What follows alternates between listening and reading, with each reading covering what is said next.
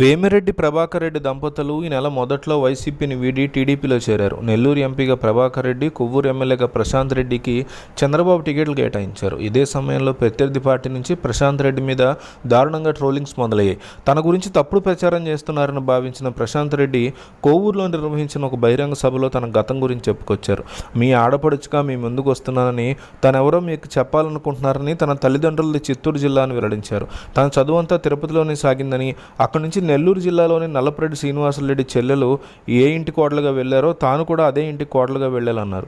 సోమిరెడ్డి చంద్రమోహన్ రెడ్డి తమ్ముడు హర్షవర్ధన్ రెడ్డిని పెళ్లాడానని, తర్వాత ఆయన చనిపోయారని అన్నారు. తన కుటుంబ సభ్యులు, అత్తగారింట్లోని కుటుంబ సభ్యులు, పిల్లల అనుమతి తీసుకుని ఎంతోమందికి ఉపాధి కల్పించే ప్రభాకర్ రెడ్డిని రెండో పెళ్లి చేసుకున్నానని ఆమె తెలిపారు. మీ ఆడపడుచుగా ముందుకు వస్తున్నాను కాబట్టి తనెవరో మీకు పరిచయం చేసుకోవాల్సిన బాధ్యత తన మీద ఉందన్నారు. కొవ్వూరు అభ్యర్థిగా తనను ఆశీర్వదించాలంటూ భావోద్వేగానికి గురయ్యారు. ప్రజలకి మరింత సేవ చేయడం కోసమే తాను తన భర్త రాజకీయాల్లోకి వచ్చానన్నారు.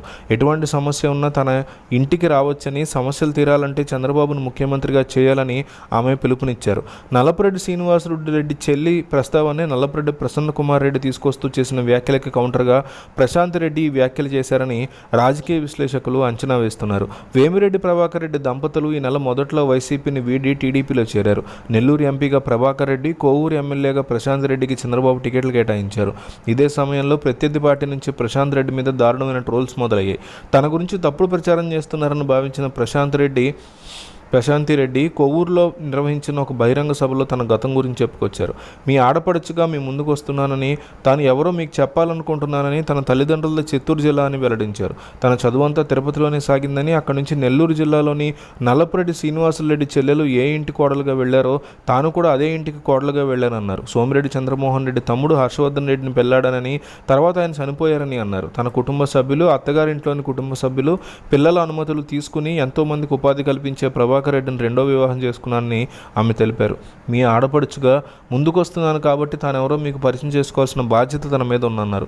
కొవ్వూరు అభ్యర్థిగా తనను ఆశీర్వదించాలంటూ భావోద్వేగానికి గురయ్యారు. ప్రజలకు మరింత సేవ చేయడం కోసమే తాను తన భర్త రాజకీయాల్లోకి వచ్చామన్నారు. ఎటువంటి సమస్య ఉన్నా తమ ఇంటికి రావచ్చని, సమస్యలు తీరాలంటే చంద్రబాబుని ముఖ్యమంత్రిగా చేసుకోవాలని పిలుపునిచ్చారు. నల్లపురెడ్డి శ్రీనివాసరెడ్డి చెల్లెల ప్రస్తావాన్ని నల్లపురెడ్డి ప్రశాంత్ కుమార్ రెడ్డి తీసుకొస్తూ చేసిన వ్యాఖ్యలకి కౌంటర్గానే ప్రశాంతి రెడ్డి ఈ వ్యాఖ్యలు చేశారని రాజకీయ విశ్లేషకులు భావిస్తున్నారు.